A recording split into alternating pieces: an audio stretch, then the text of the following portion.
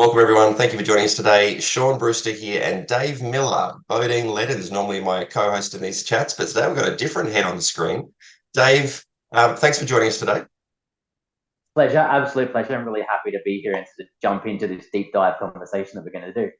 Yeah, awesome. And so for those who don't know Dave, and many of our audience won't know Dave, he is the self-proclaimed holidaying husband who has joined us on now a couple of our manual therapy retreats in Thailand and most recently in Mexico, which we've both just arrived back from. Dave's wife, Naomi, attends a lot of our courses and the retreats as an attendee. And Dave had the great privilege of coming along, being the holidaying husband, soaking up the sunshine and actually just enjoying the holiday part of our retreat. But in this most recent retreat in Mexico, he put up his hand and jumped in and actually ran a couple of workshops for our participants, one in a general exercise workshop and another one on yoga, meditation, where he dived into some different philosophies on pain, which piqued my interest, hence this conversation today. So I thought, Dave, we'd dive into your ideas, thoughts, and I guess approaches to pain, to the human body, to the psychology, and all the things that we'll kind of tease out through the conversation as we go along. How's it sound?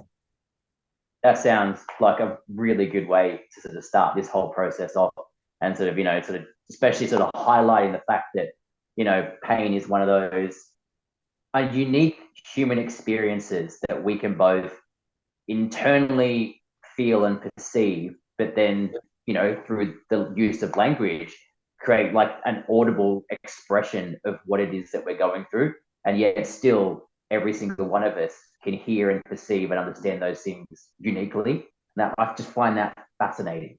Yeah, absolutely. And people who have been watching or listening to our videos and podcasts over the last few years will know that we often talk about pain and pain science in the context of clinical practice. Like, can you tell everyone a little bit about who you are and what you do and how pain has become a part of your focus in what you do? So professionally, I've worked for over 10 years now as a personal trainer. I have worked through many variations and styles within the fitness realm, all the way from the extremes of the Olympic style weightlifting into hypertrophy, classic sort of bodybuilding centric type work. And then now my recent endeavor into the field of ultra endurance athlete work and doing ultra marathons. So anything above and beyond a classic marathon up to my most recent race, which was a 100-kilometer race. So I've felt an experience in terms of, physicality and the way in which the human body is experiencing almost like a willing pain, like we're doing this to ourselves. And then the ramifications which come from that, which we sort of prescribe to people as, delayed onset muscle soreness and things like that, the things that we don't tend to expect. We know that they exist, but then at what point in which we're going to perceive our 5 out of 10 pain to our 10 out of 10 pain, going through those experiences as well, and coaching people along the way to help perceive and understand what is livable, manageable, and trainable pain, and disassociate that from what most people perceive, which is genuine injury, which is a thing. Genuine injuries do exist. They are a real thing. Tissue damage happens, but helping people understand as to what level of tissue damage is actually occurring through the activities we're partaking in. Yeah, 100%. And when you talk about endurance running, and that's the things you've learned along that journey, I get tingles thinking about it because that's been my background as well. I've done a lot of ultra marathons and trail running and stuff and over the years, and it's certainly given me a greater appreciation and respect for what the human body is capable of, and also an understanding for myself that pain is not always a signal of danger. Sometimes it's just a sign of where you are at that point in time, and it is just a moment in time, and you can be experiencing absolute life-altering pain at a certain point in an ultra marathon, which might go for multiple days, length. And then if you just wait, you just hang on a little bit longer, within, a matter of minutes or hours, the complete opposite. You can be experiencing complete no joy. How is that possible when my body was breaking down and I thought something was going to snap just an hour or so ago? And it tells us that pain is such a transient thing, and it's such a psychological thing, not just a physical. Yeah, I mean, well, I guess when it comes to things like sort of, and then going down this tangent of the endurance part of it, and doing something and actually putting yourself through something which is multiple like hours and or days in length, and you talk down the route of pain, there is that famous quote which you know from trail running, which is, if you're in an endurance event, just give it an hour. If you feel like you're in the worst place in the world, give it an hour and Yep. see how you feel. And for some people, having the computation of like 60 full minutes, I need to wait 60 minutes. When for the most of us, that sensation is for an immediate cause of stop. I need to stop what I'm doing. Something has terribly gone wrong. And I feel like somewhere in there is that crossover between the brain and the body as to what the body is telling the brain, and then sort of vice versa. Like, are you thinking about pain, or are you perceiving pain? Yeah. Yeah. And the subjectivity of pain as well. It's not an objective thing. It's not, okay, this equals this. The subjective nature of pain is that, the more pain you have in your life or have had in your life, the better you get at dealing with it, right? And managing yourself through the process. Like, you think of people who've gone through, all sorts of trauma. And if they've managed it, if they've managed themselves through that and they've come out the other side stronger, then they can experience pain and manage themselves through that process, I think, much more effectively than someone who's lived maybe a very sheltered, comfortable life. Even though the thing inflicting the pain on those two people could be exactly the same, the experience, the sensation, and the perception of it for the two individuals can be potentially completely different. Isn't that super interesting? How, like, when it comes to looking at that sort of subjective side of pain, like my 10 and your 10 are completely different. In terms of, we could be inflicting ourselves to the exact same experience for the exact same duration, Mm. but our level and sensation of what we're perceiving at the time can be so completely varied and so off. And then the motivators of what drive us to allow that sort of stimulus to keep incurring are so completely varied, even though mechanistically and mechanically we can break the body down into those neurons, those sodium channels, the things in which the body perceives pain, and we can see the mechanism of how it works. Yet there's still this confused understanding as to then how it actually relates into the brain to an individual set of consciousness between two beings. Yeah. Yeah, definitely. And I think from a clinical perspective, we often talk about the difference between acute and chronic pain. And acute pain is almost measurable in, like, you cut the skin, you tear the muscle, you damage the tendon, and you get two different people experiencing the same thing. The pain experience is probably going to be somewhat similar to a degree. But then you take someone who's in chronic pain and they've had pain for months or years, and then there's this psychological overlay that comes with it. There's all these other factors that play into it. Their experience previously, their perception about what it's actually happening to them at the time, and then projecting forward how this story plays out in their mind. What do they think will happen if they continue to experience this pain? All of those things become kind of the soup that makes somebody's chronic pain. And that soup tastes dramatically different from one person to the next, based on, all the things that they put into it. Yeah, well, in that regards, from my side of the fence, when actually dealing with people in a gym environment, and we're actually going through processes of lifting weights and doing, the cardiovascular, the gym centric type work, and we're actually in the moment inflicting pain on a person. We're in the moment asking them to go through pain. So when I deal with a person, I deal with the three different aspects which I look at for a person, which is today's pain, the pain we're in at the moment, yesterday's pain. Are you bringing something from yesterday or last week or past pain into this session, and then projecting out in the future as when I'm describing at the end of a session, what the person tomorrow and the day after that should be experiencing, almost helping them lead themselves down the path of, I'm going to experience something tomorrow. I need that experience to be understood before I get there. Because so often we have people, they come and train, they do this amazing workout, and they go, "Oh, Dave, I feel fantastic now." And then 3 days later, when I see them again, they're like, "I've just had the worst 3 days of my entire life. What have you done to me? Oh my God, I've injured this, that, and the other." And I find that so long as I actually have the conversation at the end, almost setting them up to understand future pain in this present moment, that it becomes a lot more acceptable when it arises. Isn't that funny? The expectation plays out immediately. Like it's not even you don't even have to wait for the thing to happen. You give them a different expectation, and it changes the output for them or the outcome for them. That's such an Yeah, important thing. And I think again, relating this back to our audience, which are predominantly clinicians, if we tell our patients, okay, well, you've got this injury, you're likely to feel or experience this going forward. Maybe that gives them a better chance of not getting stuck in that chronic pain soup, and getting bogged down in it. yeah, exactly right. I find that there's something which I've stemmed out and learned out from emotional work and therapeutic work with the brain and therapy is that if you lead the conversation, you started with the story I'm telling myself. So people come into me and say, "Oh, Dave, I'm experiencing this level of pain in this area." I'm like, "Okay." So what I want you to say is I want you to say to me, the story I'm telling myself is, and then tell me the pain situation from that. And then I feel like when and this works really, really well when people come in and say, "Oh, the story I'm telling myself is that I've damaged my quads." I'm like, oh, that's essentially that's the story that you're telling yourself. Is it actually true? Let's have a look. Let's do some movement capacity work. Let's see how the tissues are responding. Let's see if we can get the story you're telling yourself to change. Mm. Yeah, definitely. And this is the beauty of the human mind and the way that it influences our body is that if we can give it new input, it produces a new output. But if we give it the wrong input, it produces a dramatically different story. And this is why I think so many of us struggle with our patients who have been told something or have believed something for the longest time about themselves, about their own body.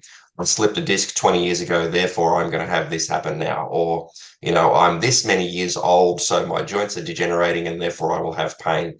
Like these are just stories we tell ourselves. And often it's just a case of going, well, what if that's not true? And then just a little slither of evidence that maybe they could be wrong. That creates hope. With hope, you get other opportunities for change. And I think that's super important.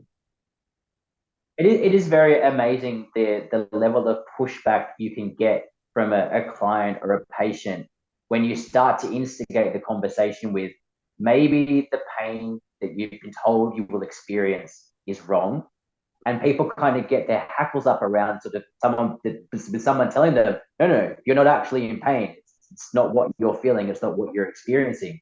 And then to get it back up, how are you to tell me that the pain I'm feeling is perceiving itself to be wrong or different or imagined or the case may be. I mean, as we both know, we've seen people with who experience tremendous tissue damage and tremendous trauma within the body. I've worked with people who've gone through horrific accidents and have had their body, which has been previously injured, change and alter shape because of the injury they're in and because of the way that their body has realigned itself. But then helping them to understand that the pain they experience throughout that trauma can dissipate and can go away, even though their structure is different. Yeah, definitely.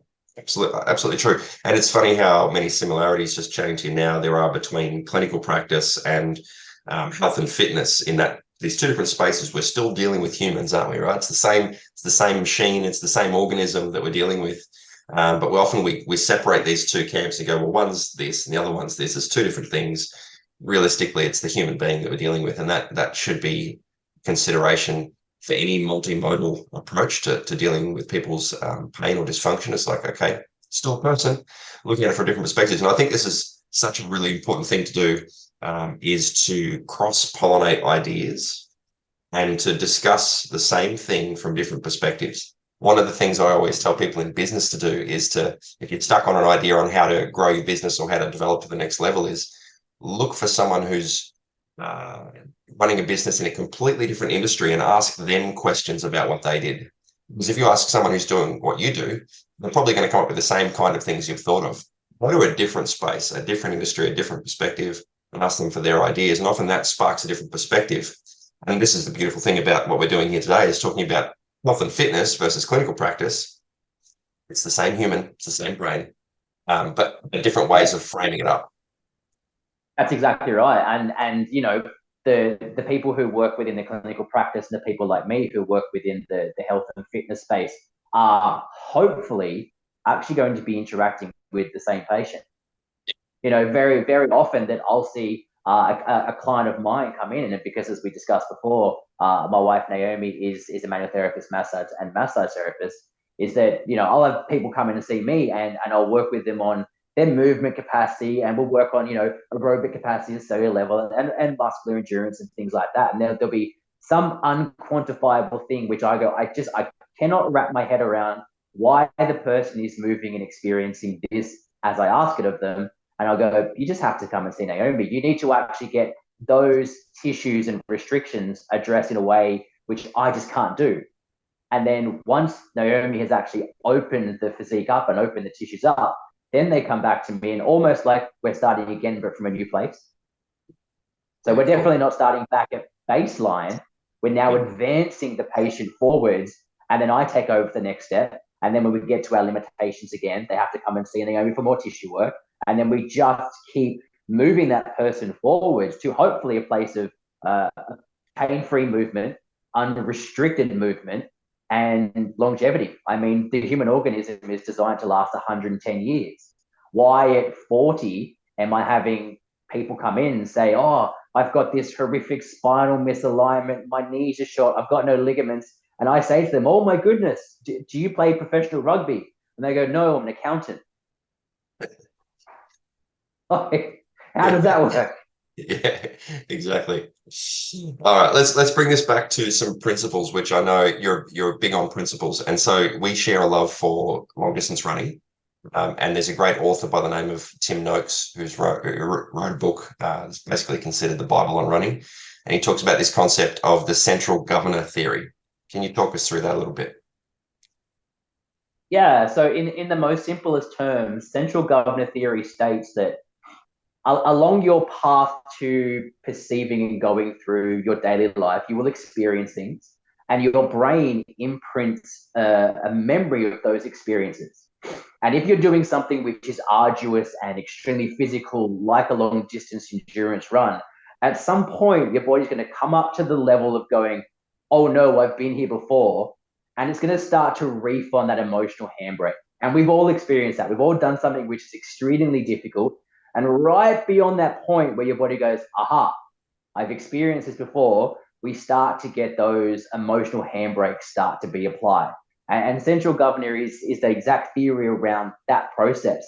Tim Noakes calls it central governor theory. The SAS, the elite special forces guys, call it the 60% rule. That if you're experiencing physical pain or discomfort, no, you've got 60% left to go. You need to find a way to actually release that emotional handbrake. And if like in running, if you could just survive the next hour, you can just push through that next component, whether it be another hour's worth of time or an extra 10 reps or whatever the case may be as to what you're doing physically, that central governor theory will then open its boundaries up. It will push itself out further. You will be able to tolerate more stress and stimuli, because that's all this is all about. It's all about stress and stimuli on the body. And at what point does the emotional handbrake start to be applied?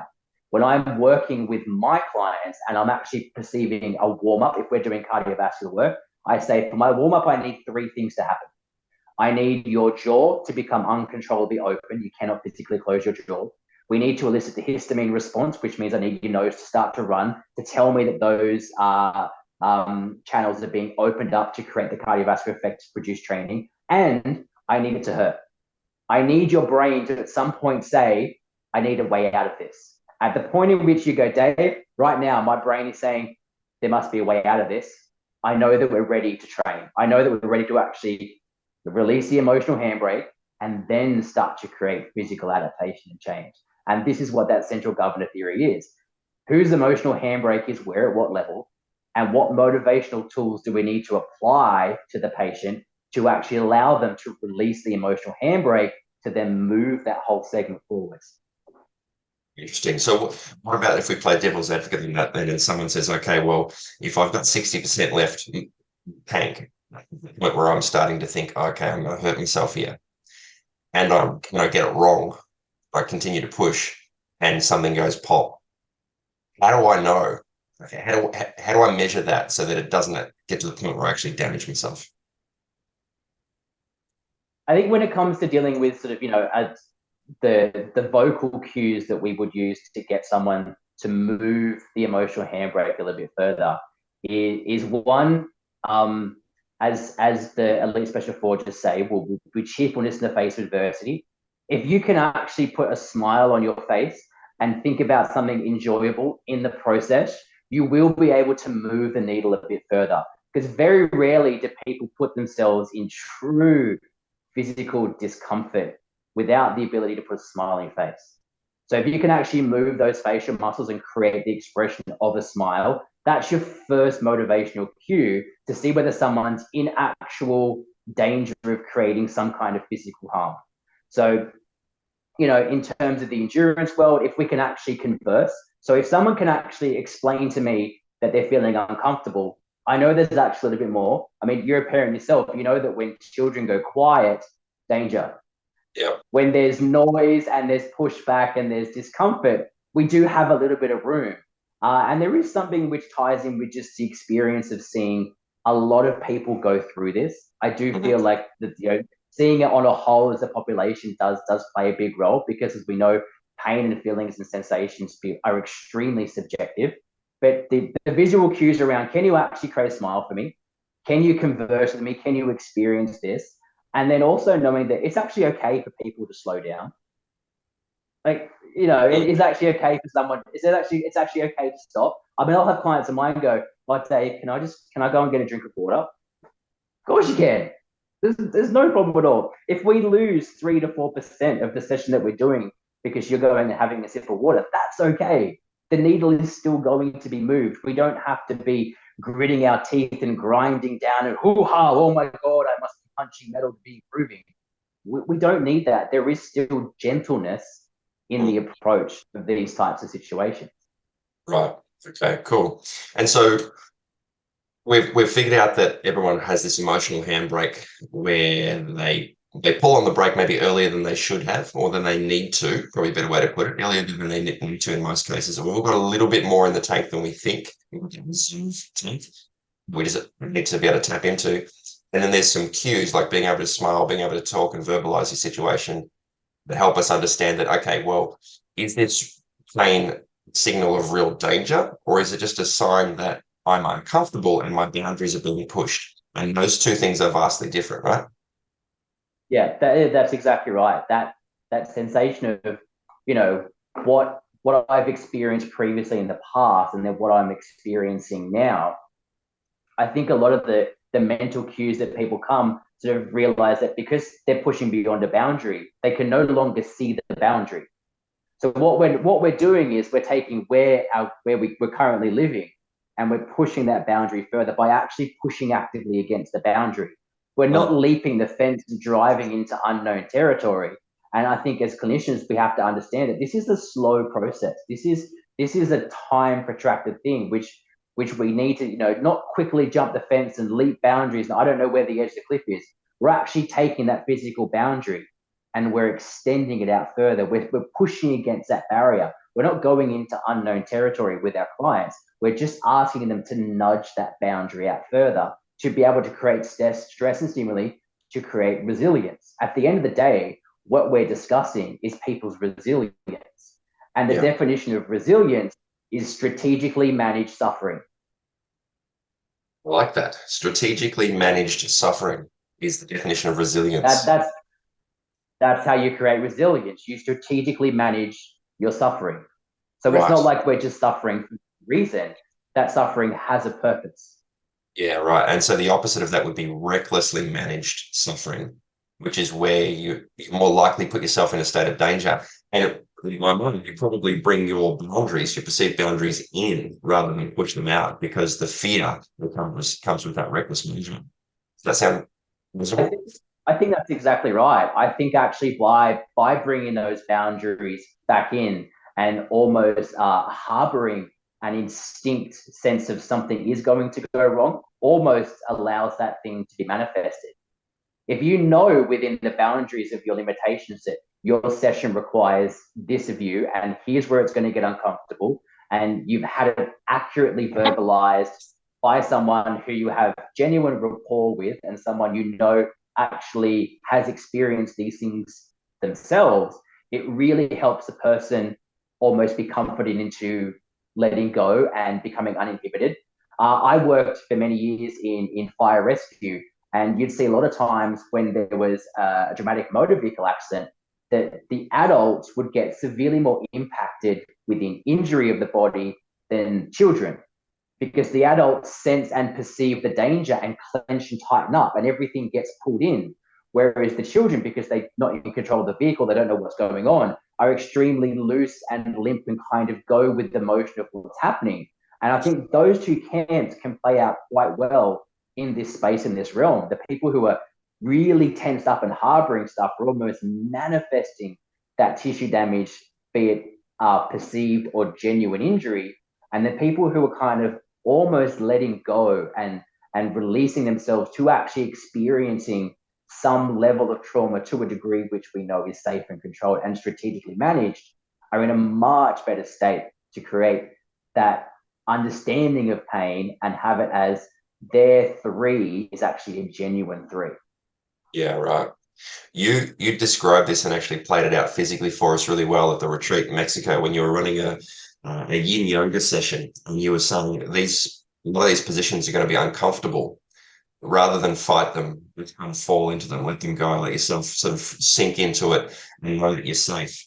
And then I was doing my yin yoga movements sitting next to Bo, who was doing his, and we looked at each other and went, ah, ah, pain science. This is just pain science again from a different concept, from a different context. And that's basically when we decided we need to have this conversation.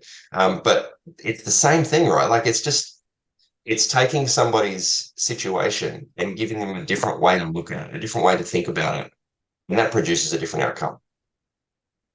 Oh, but 100%. You know, when doing things like the yin style yoga, which is creating a pose within the body, so you know you're moving joints to a specific position. You're actually looking for resistance. You're looking for the point in which the joint starts to push back against what you're asking, and then you wait. I mean, I tell my clients all the time that you will really understand what your body is or isn't capable of doing by just sitting on the floor for 30 minutes. Don't try and hold a yoga pose. Don't try and be fancy about it. Just move all the objects away from you. Sit on a hard surface for 30 minutes and just wait, because things start to come up. Things start to rise. I mean, we have those natural fidget responses in our body to stop our tissues and joints from being contorted. Actually, that's one of the things that the disease in the sodium channels that a lot of young children can be born with is terrible for, because they have this disease where they don't feel pain and they can't perceive pain. And a lot of their injuries come from sitting down on a surface and not fidgeting and not moving and not actually creating those small, minute motor movements which stop us from holding a surface for too long. So sitting down, actually putting yourself into a position which is uncomfortable for the body to be in. But if you just give it time and you just wait, you can actually feel the tissues letting go. You can feel the release actually happen. And every 30 seconds to 3 minutes, you'll actually find yourself being able to create a deeper position, which doesn't mean that the position is getting better or pain-free. You're actually pushing into more resistance, but your body is going, oh, I like this. Oh, I understand this. Oh, this is actually making me feel good.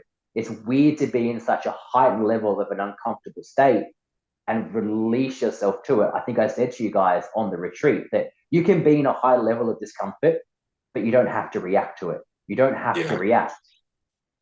I think there's also a dramatic difference between pain and suffering. You can be in pain and not suffer. And you and I have both experienced that in, running stupidly long distances. Your body can be hurting and you have got a stupid grin on your face and you couldn't be happier and you would be nowhere else on the planet because there's no suffering. Conversely, you could be in pain and suffering and you need that to end right now. It could be the same level of pain with the addition of the suffering on top. And these two things are separate, right? That's exactly right. And also a caveat to that is that you can have no pain and suffer. Yeah.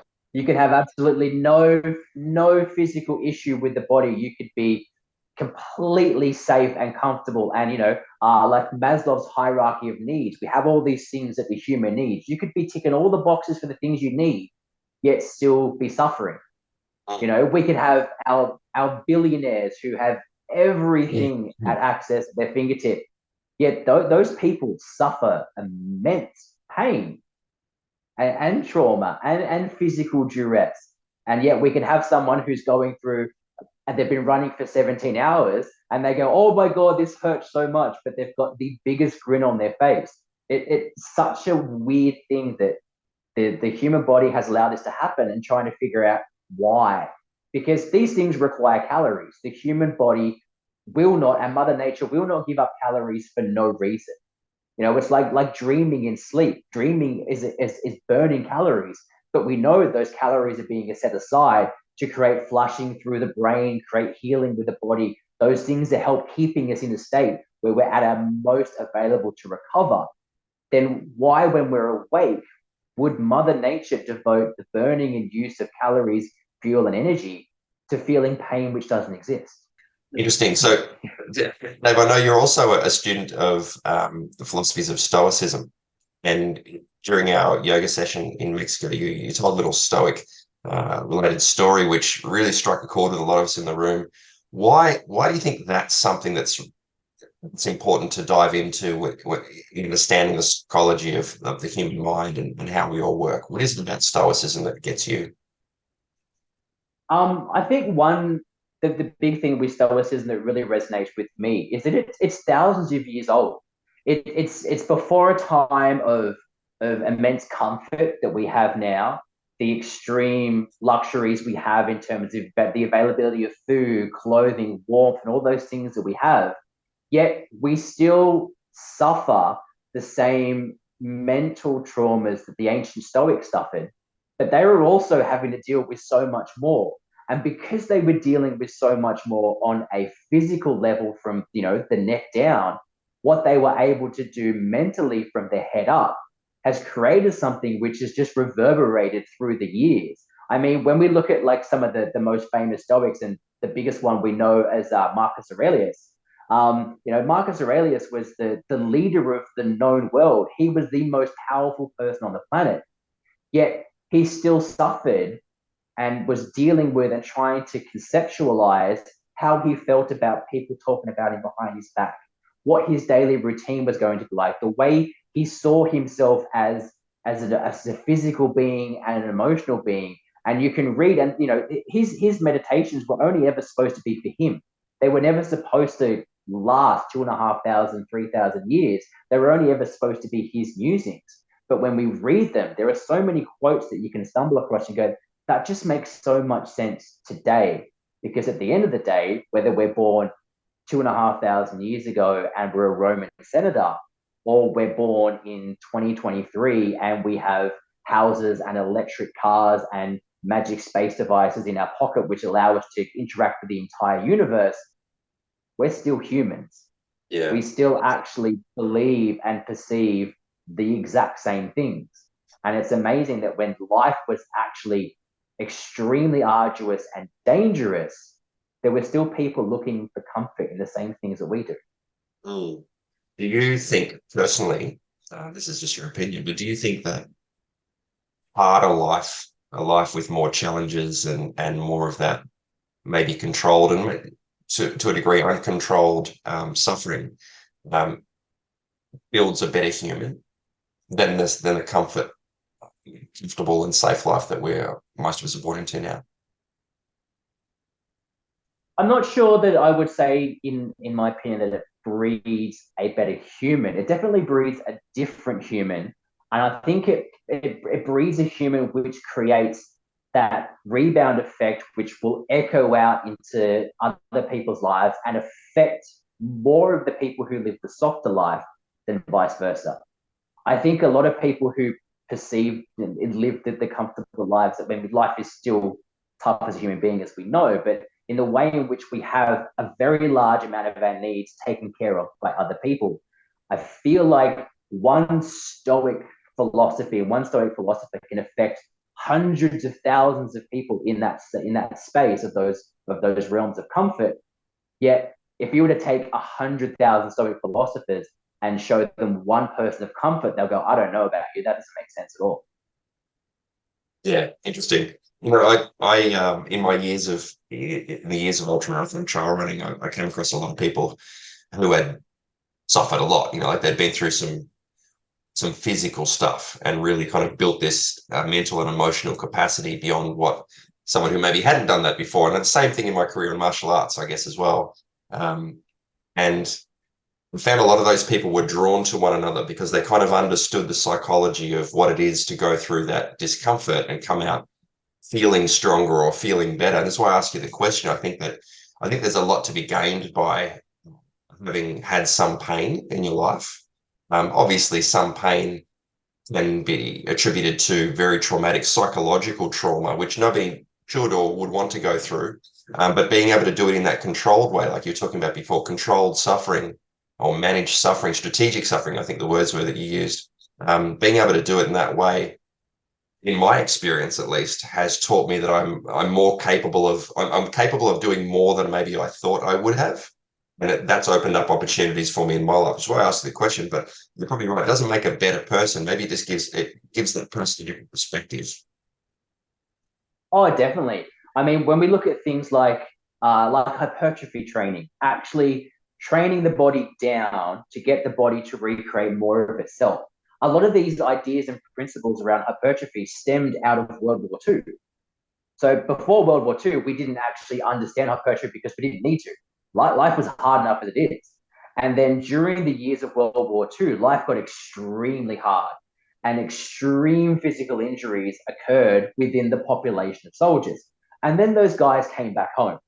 And as a result of coming back home, the physicians that were working with them actually realized that, well, if we want your body to heal, we actually need to hurt it again. And must have been a very uncomfortable conversation to say to someone who's gone through the horrors of World War II, who's lost a limb and gone, look, we actually need the other limb to get stronger because you've only got one leg. I actually need you to actually go through full physical pain to create strength and to build more of that body. Imagine having that conversation Oh with yeah. someone who's been so much and go, look, I'm sorry, but this is what the science says. This is what we need to do. And this is how hypertrophy training as a proficiency in program was created. It's how we discovered that somewhere between 8 and 18 reps is great range of motion for hypertrophy. Beyond that, you start creating endurance. Lower than that, you start creating strength and those interchangeable barriers between the two. We figured this out by working with people who went through some of the most horrific things a human body can go through. But they realized really quick that if they were to allow themselves to suffer that little bit more, they would gain so much back in return from what their body was willing to give them. Yeah, gotcha. Gotcha. Yeah. Touching on war, I don't know, it's a bit of a leap away from clinical practice in the health and fitness space, but it is absolutely the probably the pinnacle or the expression of the physical body and the trauma and the pain and all, like it's the exaggeration of everything that we talk about in sport and in health, isn't it? Like it's the and in my own personal opinion, I think it's why sport has become such an important part of our culture is because we don't typically have war in the same way that we used to. Most of our cultures don't have war. We don't go off to fight other countries and other people. And so now we take that competitive edge or that intensity that we have burning inside us, and we put it into sport, or we put it into our own physical endeavors, exercise, going to the gym, whatever it might be. And it's just different outlets. Maybe there's something maybe there's something in our psyche, deep in the psyche, that needs that level of difficulty or that level of adversity to overcome for us to be satisfied. And I wonder whether it's a genetic thing in us or whether it's just something that's evolved over time. But I always wondered about the lack of true, I guess war is the best way to put it, in our society. I know not every country likes war. Some people still have it. And I bet in those countries, they're not going to watch the football or they're not going to, line up and play lawn bowls on a Saturday afternoon. They're focused on staying alive. In cultures where we can stay alive quite comfortably, we find other ways to hurt ourselves, other ways to be challenged. Do you have any thoughts on that? Yeah. I think there's something uniquely human and the way the human has developed, which has at some point, they talk about the reptilian brain which still exists in human beings. There is that part of the brain which is looking for competition, And whether we call that competition football, whether we call that competition combat, or whether we call that competition seeking and desiring a mate to kind of reproduce the species, it is still inherently within human beings. I mean, it would be a really unique thing to go outside and see a group of dogs playing an organized sport. We would look at that and go, that makes absolutely no sense. Yet a bunch of human beings lining up for a marathon. Imagine a bunch of human beings lining up for a marathon, and the galactic aliens come floating down and they say, what is this group of humans doing? Is this some kind of a herd? Are we corralling human beings to eat? What are we doing? We go, no, we're just going to run 42 kilometers that way. And they'll say, well, why? Yeah. And I think answering that question is a uniquely human experience. Yeah, absolutely. Only we could understand why it, and everybody's why is a little bit different, isn't it? Like we'll all justify it by this is how I'm going to overcome my health concerns, or this is my mental stress outlet, or it's the way that I connect with my community, or like whatever it might be. Everyone's got their different why, but I always wanted myself how much of that is psychological and how much of that is a genetic need for seeking out that personal boundary, that emotional handbrake that we might have through the otherwise through our society that we live in. Wouldn't that be an interesting concept as our why in terms of motivation to go through extreme pains can be the same as our motivations and our experience of actual pain. If we're lining up for a marathon and I say, oh my God, why are you here for this race? They go, oh, I've just been through 7 years of chemotherapy and I'm now cancer free. So I'm going to run this race with a smile on my face. And they go, why are you here? And I go, well, I'm going to run this race with a smile on my face because at the end I get to have a pizza carefree. And those two things are one's definitely going to be a 1 out of 10, just running to go and grab a pizza. And the other one's going to be a 10 out of 10, running with this amazing motivation to actually do something with the body that has been miraculously allowed to still exist. And then when it comes to pain, someone going through something physical and going, wow, this is a 10 out of 10 for me. And someone going through the exact same thing going, this is a 1 out of 10 for me. It's amazing that those two motivators, even though they're vastly different, have so many similarities with the way in which they're presenting in a person. Yeah, 100%. While we're on the topic of physical challenges and I guess war as an extreme example of that, you and I were chatting beforehand about the Stockdale paradox, and I hadn't heard of this until you brought it up, and I went and looked into it, and obviously it was played out in the theatre of war, is how it came about. Can you tell everybody a little bit about the Stockdale paradox and why understanding it can help us through different times? That's right. So there was a US admiral who Captain James Stockdale, who caught himself into 7 years of internment camp within Vietnam. So he spent 7 years going through the most immense trauma that you could ever possibly imagine. I mean, the extremes of human experience. And he put up with this for 7 years and came out of those 7 years a better person. And when Admiral Stockdale talks about his experience, the people he knew who weren't going to make it through were the optimists, the ones who would actually come into the camp and go, it's okay, by Christmas, we're going to be out of here. And Christmas would come and Christmas would go and the optimists would fall apart. But those people like himself were completely aware of their situation and surroundings. So they had a definite grounding with reality, but still didn't lose hope, were the ones that actually went home better people than they came into that experience. He wanted to leave this experience and he spent a very large amount of his mental energy focusing on the fact that he was extremely aware that today was going to be horrible. Today, the next hour, the next breath I take is going to be taken with extreme duress and sensation and pain and trauma.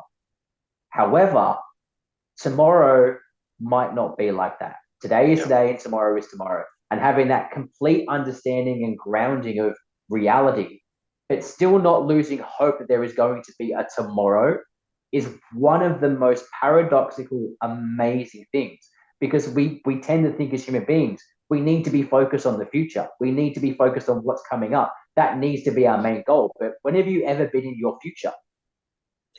You've never been in your future. You've only ever been in your present. I'm not saying that it's bad to have goals. Having goals is a great thing, and having something to push towards is a great thing, but not at the behest of losing your current situation.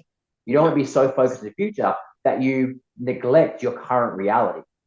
Yeah, yeah, perfect. And like I was reading about this, and somebody at least framed it up in this idea of it's where faith meets facing reality, and those two sort of things can come together. So you've always got this faith that it will get better, and there's an opportunity for when you get out of this situation. There was successes just over the horizon, but the reality of and facing the reality of the fact that okay, it's going to be difficult, and I'm going to have to endure this, and I need to be stronger than my adversary. And those two things meeting in the middle is where this Stockdale paradox was born, and I think that's such a again for clinicians, it's such an important thing to take our patients through when they've got pain and they've got a degenerative condition. It's not going to physically get better. It's not going to resolve. Okay, you've got some pain today, but it doesn't necessarily have to be like this every day, all day long. So let's look at it from the perspective of we can do things to help you to get through this, knowing full well that at the end of the day you will have this forever. But maybe we can reduce your suffering a little along the way, which can make a better quality of experience. It's like palliative care, just helping somebody live a better life, even though the end is it's part of the story. And I think the Stockdale paradox, for me at least, struck a chord and went, that's an interesting way of framing it up. It is exactly that, and coming into sort of what we're talking about, which is we're working with people in a moment in time, and we're all human beings. We're all going to have the inevitable death. Like I framed to you guys from the Stoic philosophy principles on the retreat, is that one of the ancient Stoics, Epictetus, was writing a story to a friend of his who was trying to understand death. And he understood death as, oh my God, when I get to 90 years old, I'm going to die. And Epictetus says to him, he says, no, no, no, you're dying right now. Every moment, every breath you take, everything that happened in your past is owned by death. Death isn't something that is coming for us in the future. It's something that's happening to us now and continuously lives right behind us in our past. And that when you think to yourself, oh my God, I'm 37 years old, I've got 34 years to live. I go, no, tell yourself that you've died 37 times, and that the next breath you take and the next day that you live is an invitation which death is following you behind, is going to really help you conceptualize the fact that I'm actually going to get to a place, but the journey and the position that I'm in right now needs to be one which is grounded in a firm reality of what I'm currently going through, because the human body is not supposed to ever not be in pain. We experience pain for a reason. And I feel like it's actually a disservice to being a human being to try and seek a life which is pain-free. I tell my clients all the time, you're human. You experience pain for a reason. You are always going to experience pain. That is a part of being a human being. Embrace it. Welcome it in with open arms and say, let's experience this wonderful thing together, because it doesn't have to be horrible. Again, it's just strategically managed suffering. If someone gets to the end of their life and have experienced no pain, I feel like that's a life that something is missed. Yeah, I 100% agree with that. From a personal perspective, one of my greatest fears is regret. That you get to the end of the life and you regret not having done something, having pushed yourself a little bit harder, having challenged yourself, having tried a bit more, having had a harder conversation with someone, having asked the question that you should have asked. Like that for me is way worse than looking back and going, oh, what a great, comfortable, fantastic, fun life I lived. You don't want to look back and feel like you missed something because it was difficult. And so, yeah, that definitely that makes sense to me. Yeah, that's exactly right. And even those difficult things, even though we know they come with expressions through the human body, they don't always have to be horrible. I mean, how awesome is it to go and watch a comedian and go, I laughed so hard I cried. Mm. You know, those things can happen. It's the exact same vein as being, oh my God, I finished a 100-kilometer run. It hurts so much. I loved it. Yes. Yeah. It's funny, isn't it? And this whole pain versus pleasure thing is just it's a spectrum. It's almost like a sliding scale. You're on the same scale, and it can swing one way and it can swing the other. And you should never spend too much time in one end of that spectrum because you get stale, the body isn't challenged. It needs more, and I think it's just about moving along the scale continuously from one end to the other. That's where we get fulfillment. I think that's exactly right. And then when looking at the parts of the body which are actually, in terms of the brain, have real estate dedicated to sensation and pain is vastly different to what we actually think it is.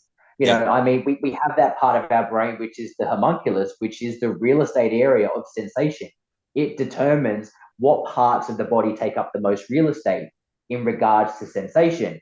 And we see so many people go, oh, it's my knee, it's my back, it's my elbow. But in terms of real estate, the back actually takes up a very small portion of real estate in terms of sensation. The brain, the things which take up the largest amounts of real estate are, you know, the tips of our fingers, our lips, the soles of our feet, our genital area. Those things take up a large amount of space for sensation. It's not your back. No, unless you're experiencing chronic back pain.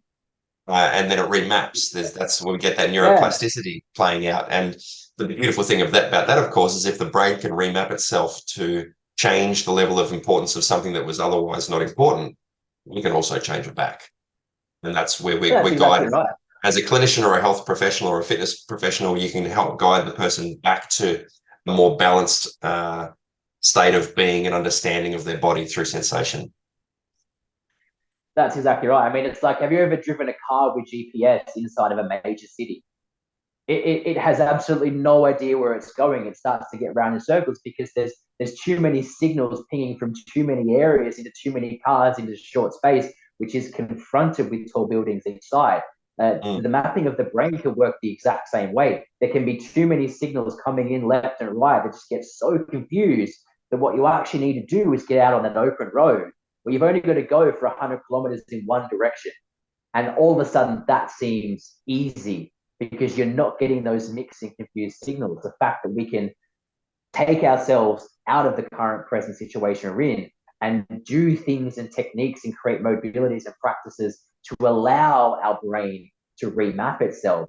That's an incredible, amazing thing, which I think actually encompasses manual therapy, physical duress through the form of physical training, like what I do with my patients, stoicism, or actually, you know, genuine work on the mental capacity of things. There's definitely that. Am I feeling it, or am I thinking I'm feeling it? Mm. And allowing these facets and modalities to kind of intertwine and play with each other is a really important thing for especially clinicians to understand, is that there are ways in which to bounce off what you know as a genuine practice into what someone else's know. And there's so much more melding of the pot than what we actually realize. Yeah, 100%. I like that analogy you just gave about getting the car out of the city where there's less confusing signals or just letting it go, like letting it run. I often use this example with patients when they're experiencing pain with something and say, okay, what's something you can do? And I'd say, well, it doesn't hurt when I do this thing. Okay, well, let's do a whole lot of that. And then when they get this sense of success, this feeling of I can do something successfully, I always say success breeds success. If you do a little bit of that, you get a little bit more, and you get a little bit more capacity, gives you a little bit more scope, and a little bit more capacity, a little bit more scope. And sometimes this corrective exercise is not something that will strengthen a particular deficit or stretch something that's tight. It'll be what's something that you can comfortably do. Let's do a fair bit of that so that you get less confusing signals and you can start to find yourself and go, right, okay, here's where I feel safe. Here's where I feel comfortable. Now we can start to gradually push those boundaries out a little bit.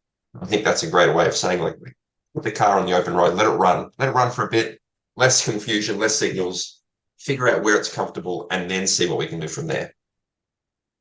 Yeah, exactly right. And those things don't even need to look like, or be in a position, in a place where you would typically tend to see them. I've had so many people come into me and go, "Oh, I've got this thing going on with my knee. Oh my God, my knee is so injured. My doctor told me that I shouldn't squat."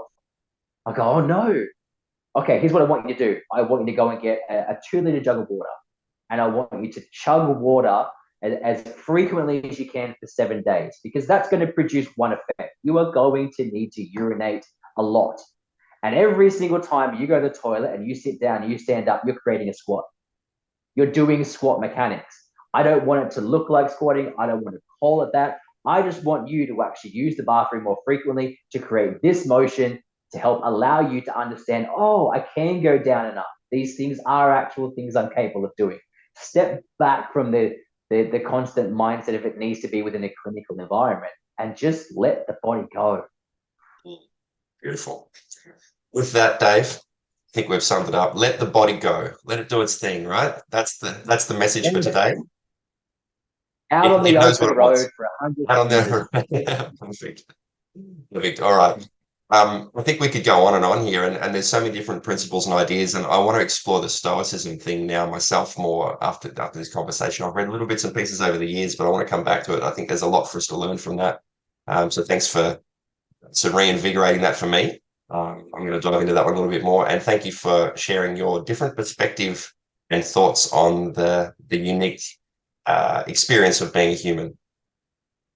Well, thank you for the opportunity, and thank you for, again, sort of allowing me to have this banter backwards and forwards with someone who, like yourself, has such an in-depth knowledge of the inner workings and the mechanics around what the human body is experiencing, and allow us to sort of run these tangents between mechanical experience and the emotional side of what we're actually trying to get people to go from the state of pain to not pain. So yeah, it's been a pleasure.